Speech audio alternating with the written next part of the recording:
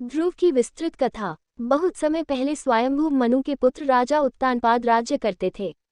उनके पास सब वैभव था, परंतु उनके घर में दो रानियों के कारण भेदभाव था। एक रानी थी सुनीति, स्वभाव से सरल, धर्मपरायण और विनम्र। दूसरी थी सुरुचि, बहुत सुंदर परंतु अभिमानी और राजा की प्रिय। सुनीति के पुत्र का नाम था ध्रुव और सुरुचि के पुत्र का नाम उत्तम। राजा का स्नेह प्रायः उत्तम पर ही रहता था। एक दिन छोटा सा बालक ध्रुव अपने पिता की गोद में चढ़ना चाहता था। भोलेपन से वह उछलकर गोद में बैठ भी गया। तभी रानी सुरुचि ने ईर्ष्या से भरकर कठोर वचन कहे, ध्रुव, तुम्हें इस गोद में बैठने का कोई अधिकार नहीं। यदि यह स्थान पाना है तो पहले तपस्या करो, भगवान से वर मांगो। यह स्थान तो मेरे पुत्र उत्तम का है।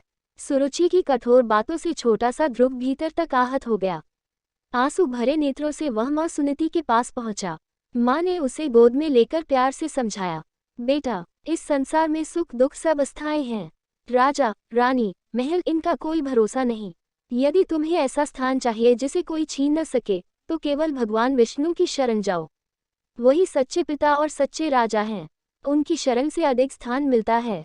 माँ के ये वचन ध्रुव के नन्हे हृदय में गहराई से उतर गए। उसने ठान लिया, मैं भगवान विष्णु की भक्ति करूंगा और ऐसा स्थान प्राप्त करूंगा जो कभी किसी से छीना न जा सके। 5 वर्ष का बालक बिना डरे महल छोड़कर वन की ओर निकल पड़ा। रास्ते में उसे महर्षि नारद जी मिले। उन्होंने ध्रुव से पूछा, बेटा, इतनी छोटी उम्र में तुम जंगल क्यों जा रहे हो? ध्रुव ने नम्रता से उत्तर दिया, गुरुदेव, मुझे अपनी माँ ने भगवान की भक्ति का मार्ग दिखाया है। मुझे उनसे ऐसा स्थान मांगना है जो अडिग हो। नारद जी उसकी दृढ़ता देखकर प्रसन्न हुए।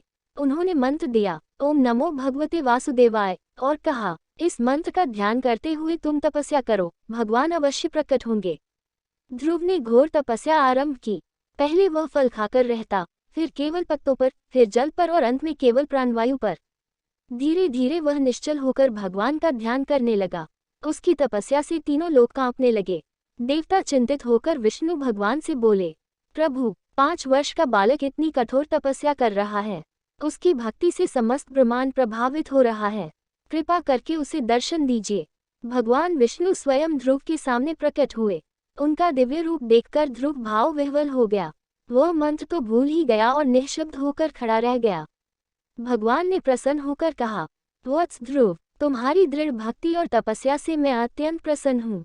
वर मांगो। ध्रुव ने विनम्र होकर कहा, हे प्रभु, मुझे ऐसा अचल स्थान दीजिए जिसे कोई छीन न सके। मैं केवल आपकी शरण चाहता हूँ। भगवान विष्णु ने मुस्कुराकर कहा, वत्स, तुम्हें आकाश में ऐसा अचल स्थान मिलेगा जो कभी डगमगाएगा नहीं।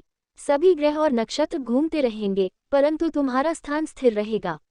लोग तुम्हें सदा देखेंगे और याद करेंगे। तुम्हारा नाम अमर होगा, ध्रुव तारा। भगवान ने उसे आशीर्वाद देकर अंतर्धान लिया। प्रेरणा।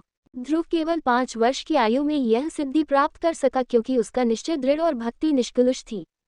शिक्षा यह है, जीवन में चाहे जितना भी दुख और अन्याय क्यों न मिले, यदि हम ईश्वर की शरण लें तो सब संभव है।